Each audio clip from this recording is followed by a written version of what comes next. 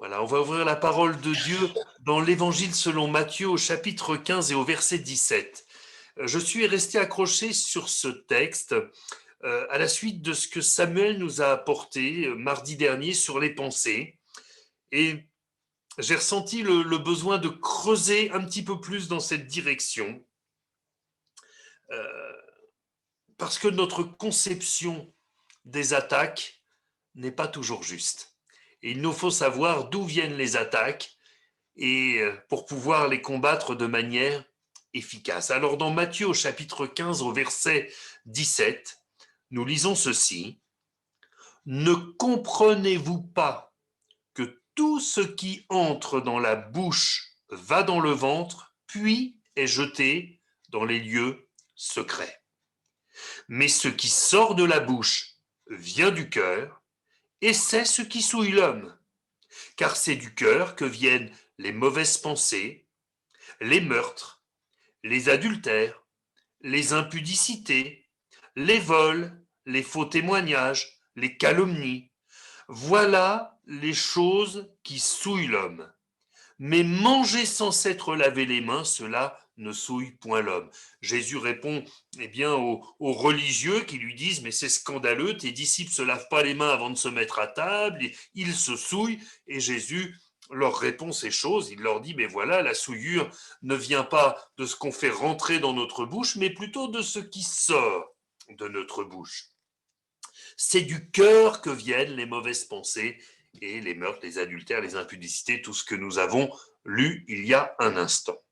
Alors peut-être faut-il redéfinir, pour être précis, ce qu'est notre cœur. Notre esprit, nous savons ce qu'il est, c'est le siège de notre conscience, de nos raisonnements, de notre intelligence. Notre âme, c'est l'expression de nos sentiments, de nos émotions. Et le corps, c'est la partie palpable de notre être, c'est notre chair. L'âme et l'esprit sont éternels. Pour nous qui sommes au Seigneur, eh bien, notre âme et notre esprit iront à Dieu. Et le corps, corruptible, retournera à la poussière, comme le dit la parole, et sera remplacé au moment du retour du Seigneur par un corps céleste, un corps incorruptible. Souvent, nous entendons cette phrase, le diable m'attaque dans mes pensées. Le diable me met des pensées de ceci, de cela. Ben, j'ai beau chercher, je ne vois pas de texte dans la Bible qui aille dans ce sens. Ce que me dit la Bible, c'est que le diable ne rentre pas dans nos pensées et qu'il ne les provoque pas non plus, mais que c'est du cœur que viennent les mauvaises pensées. Nous sommes au Seigneur, nous sommes une nouvelle créature, Christ est en nous, nous avons été régénérés par le Saint-Esprit qui a établi son temple en nous, mais nous avons toujours une chair qui a de l'influence sur notre cœur et sur nos pensées. Les convoitises de la chair, les volontés de vengeance, ça vient pas de l'ennemi, hein. Faut pas mettre sur le dos du diable des choses qu'il n'est pas capable de faire. Les désirs de vengeance viennent de notre cœur, de notre chair, les refus de pardonner, le mépris, la méchanceté. Tout ça, c'est provoqué au départ par notre chair, et notre chair inspire notre cœur, c'est le lieu de nos sentiments et de nos émotions, et ressort par notre bouche en parole en, et en péché si nous écoutons nos pensées. Mais toutes ces choses ne sont imputables à personne d'autre qu'à nous-mêmes. Il y a une escalade que nous devons éviter, et nous la connaissons tous parce que nous y sommes confrontés. Il y a la pensée que nous savons mauvaise, il y a la complaisance avec cette pensée, oh je pense ça mais c'est pas si grave, personne ne le sait. Et puis, il y a le partage. On commence à raconter aux autres ce que l'on pense et on les rend complices de nos mauvais sentiments. si besoin en déformant la vérité pour se rendre plus crédible. Et puis le passage à l'acte. Puisque nous sommes sûrs d'avoir raison, nous pouvons tout nous permettre. Ça, c'est la mauvaise escalade. Alors le diable a quand même une part dans cette affaire. C'est que ceux qui veulent résister à des pensées qui les souillent sont souvent assaillis de culpabilité. Et la culpabilité, ça vient bien de l'ennemi, qui est appelé l'accusateur des frères. Apocalypse chapitre 12, verset 10. Cette culpabilité, c'est un venin paralysant pour le chrétien qui se laisse mordre par le serpent ancien. C'est une véritable paralysie. Mais en réalité, si nous avons lutté contre la pensée qui était mauvaise, si nous ne l'avons pas acceptée, nous n'avons rien fait de coupable. Nous ne pouvons pas maîtriser ces choses. Quelqu'un dira, oui, mais alors c'est Dieu qui nous tente. Vous connaissez ce que dit l'apôtre Jacques au chapitre 1er au verset 13. Que personne, lorsqu'il est tenté, ne dise, c'est Dieu qui me tente. Car Dieu ne peut être tenté par le mal et il ne tente lui-même personne. Mais écoutez la suite. Mais chacun est tenté quand il est attiré et amorcé par sa propre convoitise, c'est-à-dire par ce qui s'est passé dans son cœur, l'émotion qui a été suscitée par une tentation, par une mauvaise pensée, qui l'a, comment dire, une pensée qu'il n'a pas chassée, qu'il n'a pas dénoncée, mais qu'il a gardée dans son cœur, qu'il a même peut-être chérie.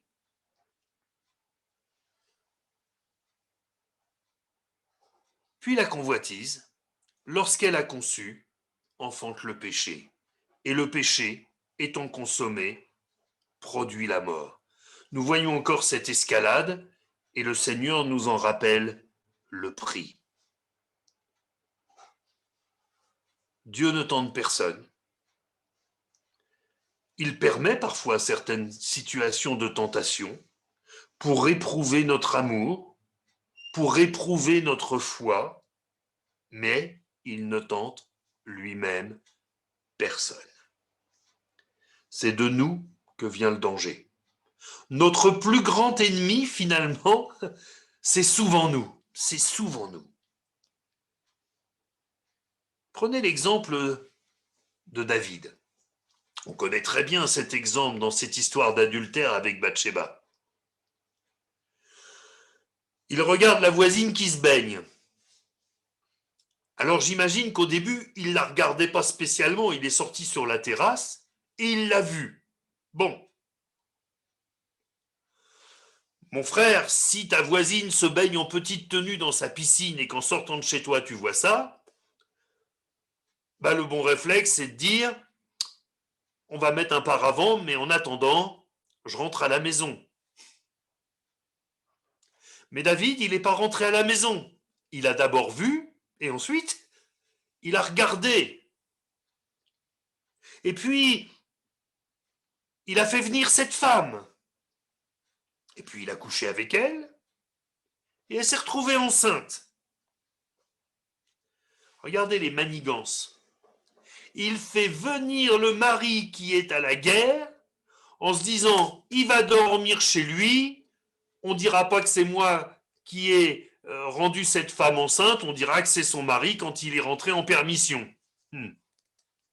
Sauf que les choses ne se sont pas passées comme ça. Alors il fait assassiner le mari. Croyez-vous que quand le prophète est venu voir David en lui racontant l'histoire d'un homme qui avait volé la seule petite brebis d'un gars qui n'avait pas beaucoup de moyens alors que cet homme était riche, croyez-vous qu'il a dit à David, « Oh le pauvre, il a été victime de l'ennemi qui l'a tenté ». Quand David a dit « Mais un tel homme mérite la mort », il n'a trouvé aucune excuse, David. Et Nathan lui a répondu « Mais tu es cet homme. Mais tu es cet homme. C'est-à-dire tu es seul coupable. » Que le Seigneur nous garde, afin que, quand nous voyons, quand nous sommes tentés, quand une pensée vient nous assaillir, nous puissions ne pas l'entretenir. Vous savez, un feu, c'est très très simple. Pour que ça brûle, il faut que ça s'entretienne. Faute de bois, le feu s'éteint, dit la Bible. Et oui, c'est la vérité. Alors, comme on dit, les hommes et les femmes qui écoutaient le discours de Pierre le jour de la Pentecôte, hommes frères, que ferons-nous? Jean 8, 32 nous rappelle que c'est la vérité qui nous affranchit, mes frères et sœurs. Et que c'est en ramenant la vérité dans nos cœurs que nous serons libérés. Je vous l'ai dit, notre volonté n'est pas impliquée dans nos pensées. Donc, nous n'en sommes pas coupables. Nous n'en sommes pas coupables, mais nous avons à les dénoncer. C'est-à-dire à déclarer que nous ne sommes pas d'accord avec ce qui vient traverser nos pensées. Certains se battent en disant « Je chasse cette pensée au nom de Jésus ». Et la pensée revient. Mais simplement, il suffit de dire « Mais cette pensée n'est pas à moi et je ne suis pas d'accord avec cette pensée. Parce que mon cœur est au Seigneur Jésus. » Eh bien ça, je vous assure que c'est nettement plus clair. Et là, on est débarrassé de toute culpabilité. La vérité, c'est que nous sommes au Seigneur Jésus. Et que ce que nous aimons, ce sont les pensées qui viennent de lui. La vérité, c'est qu'il nous a pardonné tous nos péchés et qu'il nous garde dans sa main. La vérité, c'est que nous sommes assis en Christ dans les lieux célestes. Alléluia. On s'en rend pas compte, hein?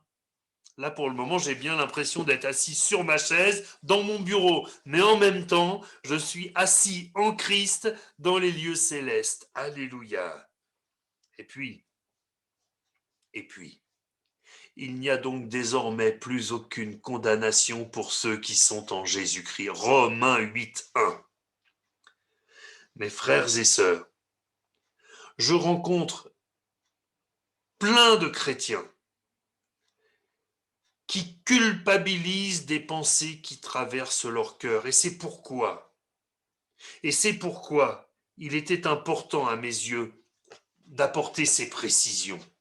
Non pas que ce qui avait été apporté mardi était insuffisant. On a creusé dans une direction un peu différente, mais simplement de se dire, voilà, tous, parce que, voyez-vous, la plus grosse arme de l'ennemi, ça n'est pas les pensées qui nous traversent, c'est de nous faire croire que nous sommes les seuls à avoir ce genre de problème. Et tant que chacun dit « mais moi je suis le seul, je suis le pire, oh là là, si les gens savaient ce qui me passe dans les pensées », eh bien nous renfermons et nous n'avançons pas. Mais tous, mon frère, ma sœur, tous, à un moment ou à un autre, nous avons des pensées qui nous font honte. Tous. Tous, nous avons des pensées où nous disons au Seigneur, mais ça, c'est pas à moi, j'en veux pas, et je te prie de m'en débarrasser. Tous. Tous, à un moment ou à un autre, si nos pensées étaient écrites sur un panneau lumineux au-dessus de notre tête, on se dirait, on va plus sortir. On va plus sortir. Bien sûr. Mais le Seigneur, lui, connaît notre cœur. Il connaît nos pensées, mais il connaît notre cœur. Et ce qu'il attend de nous, ça n'est pas d'avoir un cerveau vidé de toute pensée. Ce qu'il attend de nous, c'est un cœur qui lui est attaché. Un cœur qui lui est attaché. Seigneur, il y a telle chose qui m'embête, il y a telle rancune qui vient m'embêter, telle pensée qui me dit oui, mais tu te rends compte, le frère un tel, l'autre jour, il a dit ça, sûrement qu'il pensait à toi, et puis vous savez, le pire, c'est quand on se couche. On aimerait s'endormir, et puis là, ça se met à bouillonner dans la tête. Seigneur, à toi la gloire. Je t'aime de tout mon cœur est à toi, les pensées qui me traversent, elles sont pas à moi, j'en veux pas, et je bénis ton grand nom, parce que tu as sauvé mon âme. Ça, je peux vous dire que c'est le meilleur remède contre ces choses-là. Le roi David a dit dans un psaume, je m'écrie, loué soit l'Éternel, et je suis délivré de tous mes ennemis. Eh bien, mon frère, ma sœur, quand tu es attaqué par des pensées, n'essaie pas de combattre contre ces choses, parce que plus on s'y intéresse, plus on leur donne d'importance, et moins on arrive à les combattre. Mais loue le Seigneur. Le Seigneur, il y a ces pensées, elles m'embêtent, mais tu es mon Dieu. Il y a cette culpabilité qui vient m'embêter, mais tu m'as tout pardonné. Il y a mon âme qui, des fois, va un peu de travers, mais ton sang précieux m'a purifié de tout péché. Ton Saint-Esprit me remplit. Je suis le temple de ton esprit. Seigneur, ton temple est saint. Fais vivre en moi cette sainteté. Je je vous assure, mes frères et sœurs, que ce sont des armes redoutables, redoutables, que les armes de la louange pour dénoncer et être débarrassé de ces mauvaises pensées. Alors que le Seigneur vous bénisse, que le Seigneur vous bénisse. Et si il y a, et sans doute y a-t-il au milieu de nous des bien-aimés qui sont en lutte avec leurs pensées, arrête de te battre contre des moulins à vent, nous ne sommes pas les Don Quichotte de l'Évangile, mais loue le Seigneur. Remplis ton cœur, remplis tes pensées de louanges pour ton Dieu. Et tu vas voir que les choses vont changer, tu vas te réjouir, et ça va faire table rase de toutes ces choses qui te pourrissaient la vie. Que le Seigneur soit béni, mes frères et sœurs. Prions-le ensemble. Seigneur notre Dieu, il est vrai, Seigneur, que les mauvaises pensées ne viennent de personne d'autre que de nous, et les tentations ne viennent que de notre chair. Mais Seigneur, il est vrai que l'ennemi en fait usage pour nous condamner, pour nous écraser, pour nous empêcher de te servir. Mais ce soir, Seigneur, nous voulons proclamer ces vérités magnifiques qui nous libèrent. C'est que tu es notre Dieu, notre Sauveur, notre Roi. Seigneur, mes pensées sont à toi, mon cœur est à toi, mon être tout entier est à toi. Seigneur, encore ce soir, je veux renouveler mon alliance avec toi. Toute ma vie est à toi, ma maison est à toi, mes biens sont à toi, mon temps est à toi la gloire, ô Dieu. Ce soir, je veux te célébrer. Seigneur, je ne veux pas laisser la moindre pensée me gâcher ce moment, mais je veux te célébrer, je veux te louer, je veux t'adorer, je veux, Seigneur, que mon cœur soit comme un trône pour ton nom, Seigneur. Ah, sois béni, grand Dieu du ciel, et viens au secours de mon frère, de ma sœur, qui peut-être ce soir se dit, mais moi, j'y arrive pas, moi, je suis tout le temps assailli. Donne-leur ta paix et donne-leur de rentrer dans cette louange, dans cette délivrance, dans cette joie, dans ce bonheur, dans cette communion avec ton esprit. Merci Seigneur, au nom de Jésus-Christ. Amen. Amen. Je veux